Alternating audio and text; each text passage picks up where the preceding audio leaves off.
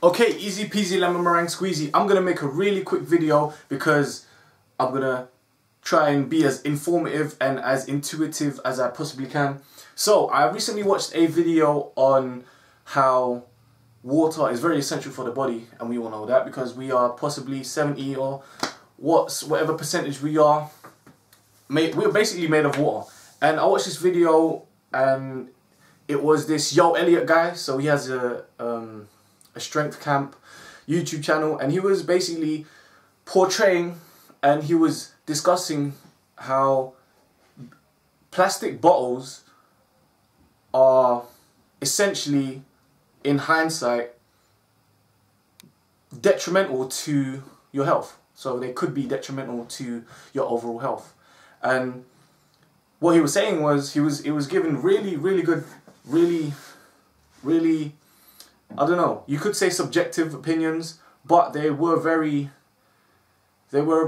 objective opinions, and the opinions he made were very valid. And he basically said how he spent various amounts of money, took out loans, and he basically cares about his overall health. So he's trying to promote his overall health. He's trying to sort of get other people to see the world how he sees it. So, okay, I'm ranting right now, I'm going on a tangent, but in a nutshell, he basically spends his money on useful shit. So that's his reference. I'm referencing him right now. And to my right, oh no, so okay, so he was talking about how he invests in his health, and one way of doing that was to buy an osmosis machine. And what that usually does is it creates a standard of water that is sort of implenishable. It's not nutritional, it's what we are, for lack of a better term. And he basically gave his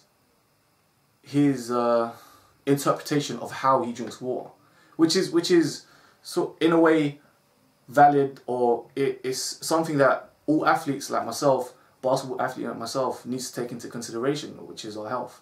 Because from time to time you do have that junk, but overall you want to maintain a healthy, balanced, nutritional diet.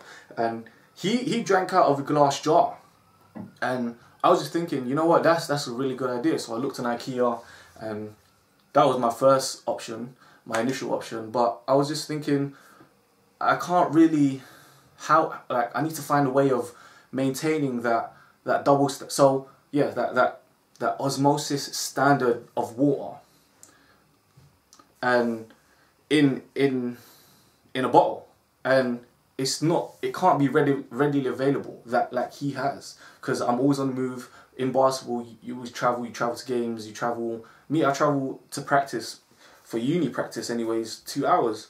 That's by commuting, public transport, London Underground. And I was just thinking, yo, Elliot, man, you know, you got to give us some alternatives. So I found some alternatives. I've been using this alternative for roughly a year, 2 now.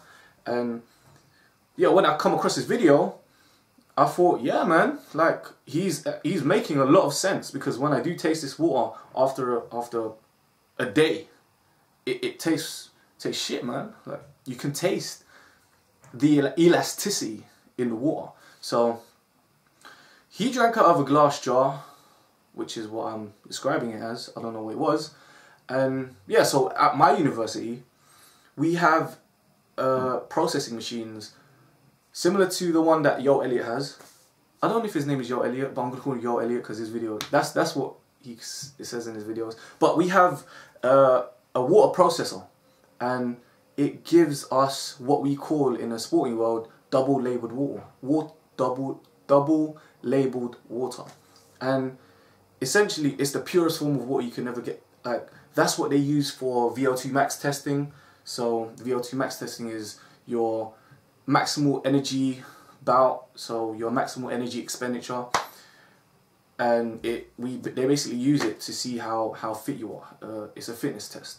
And so to sort of skip ahead and talk about water, the doubly standard water, there's no point having that doubly standard, double labeled water in a bottle that's just gonna hinder or sort of decrease the effects of what is set out to do, which is this. So I've been using this Nike bottle for near enough a year or two, and it was fine up until 3 months into the usage, and it just became defective because you go turn it out like that, you suck the water out, but there were some mechanisms within the bottle that were defective, and it just didn't work. So I had to take it back a couple times, 1-2 times, and I eventually lost the receipt, so I couldn't replace it anymore.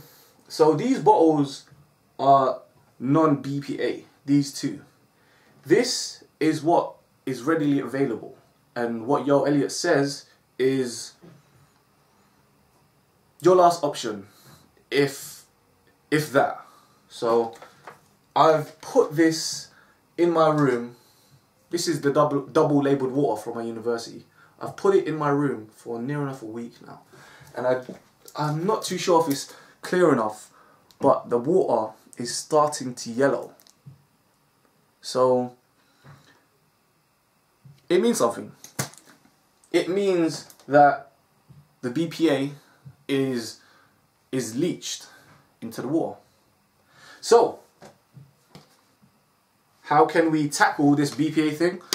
Get a non-BPA bottle. So this is the current one that I use, and this is the one that I just purchased. It says over here no BPA. BPA is another term for, it's an acronym for Bisphenol-A, and Bisphenol-A is a chemical produced product. It's made for large bouts, and it is primarily for the use of production of plastics, so polycarbonate plastics and epoxy resins. And where can it be found? Everywhere. Plastic bottles, it layers the tin canned foods, and essentially, think about it, it's in everything. So when you go over to the supermarket, you buy fruit, it's in a, what is it? It's in a plastic container. When you buy a packet of crisps, what is it? It's in a plastic recyclable thing. Sachet. And you're thinking, yeah, how does it get into the body? So BPA gets into the body through the leaching of the product. So if BPA is in this water, BPA gradually processes and it leaches into the water particles. How does it enter? We drink it, obviously, through our diet. It can get into the ducts, so it can be airborne. It can be secreted into the air, and that's the primary source of BPA getting into our systems is our diet. So what is so BPA?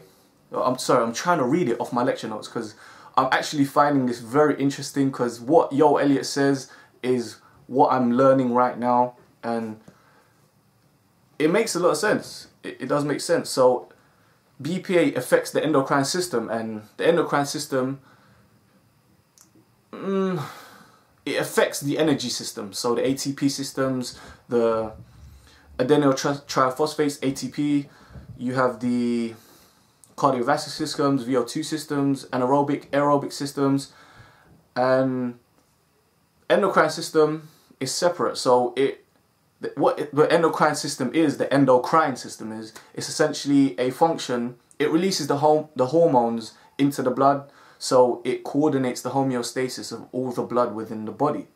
And what that does, I'm looking at my lecture notes now because it's hard for me to remember all of this stuff because I learned it last semester.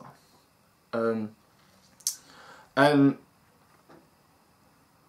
okay, so let me just go through my lecture notes. This looks bad. I should really know this stuff because I'm okay. My degree is in coaching, science, and health and exercise. It's a joint honours, so I'm making the most of it, making the most use of it.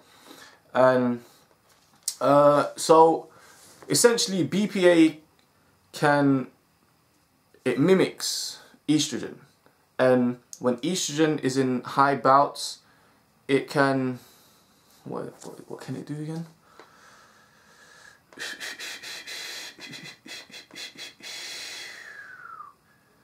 Sorry, this is very bad.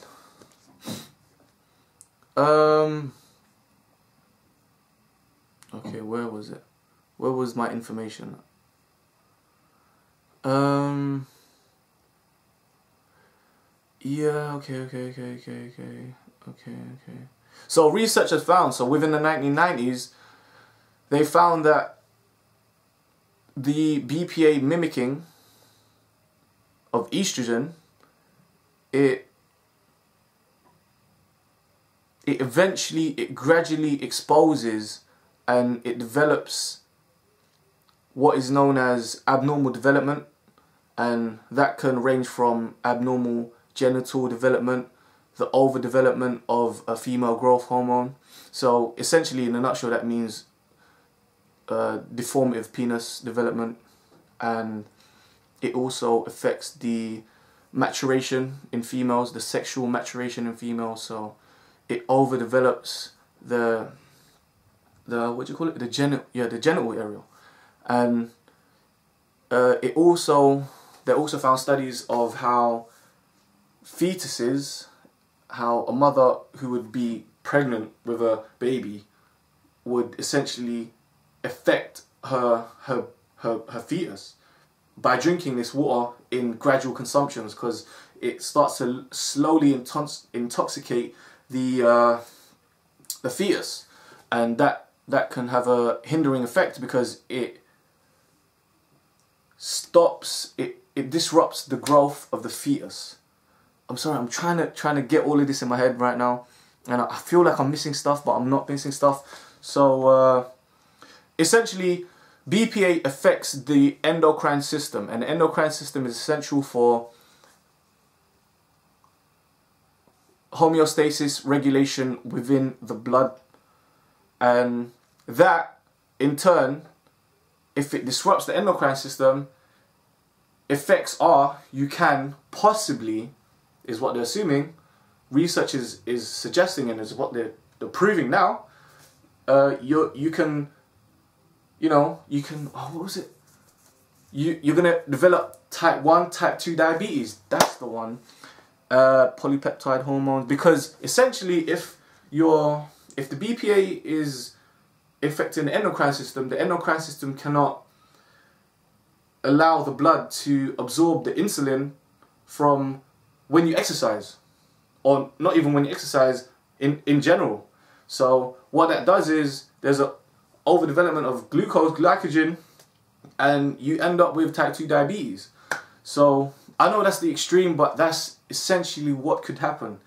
Aside from, so a type 2 diabetes and the, what do you call, everything is just passing through my head because all I'm thinking about is the BPA and the estrogen. So you have the type 2 and the estrogen. So those are the knock-on effects of having plastic bottles, BPA. So what I'm trying to recommend for you guys who play basketball and can't afford or can't warrant having a glass bottle that gives the purest form of water in my university, doubly standard water, double labeled standard water, or osmosis processed water. There are alternative options. For me, I just go over to Nike because it's easily accessible for me, and if anything ever goes wrong, I always have the receipt. I can take it back. And yeah, so BPA, Bisphenol-A. So this is my new bottle. Yeah, man, this was a bit of a serious rant. I don't normally do this stuff because what I do in uni, I leave in uni and I set up, like, I do it professionally. On like what I do on this YouTube channel is my pastime. It's what I enjoy. But this really, I really related to what he had to say and what he put out there, and I just wanted to give my own perspective. And yeah, no, this bottle's cool, man. Like, it's super dope. So right there, I can't smell nothing. Like, I probably look like a crackhead, but nothing. Absolutely, the entire bottle is it's not even cascaded in plastic. Just plastic. You can smell the plastic. So yeah, this bottle is pretty cool. So it's got like a hinge here that locks the top, and a Nike swoosh, and you just pop it. Pow! Hydration. And this one, it just became defective over time, because when you're on the road and you're playing basketball, you just chuck your gym bag or your kit bag, and it takes a toll. So let me just. I haven't tried this in 2 weeks. This water. It was doubly labeled water. Double labeled. I can't say it, it's too many hours. Double labeled water.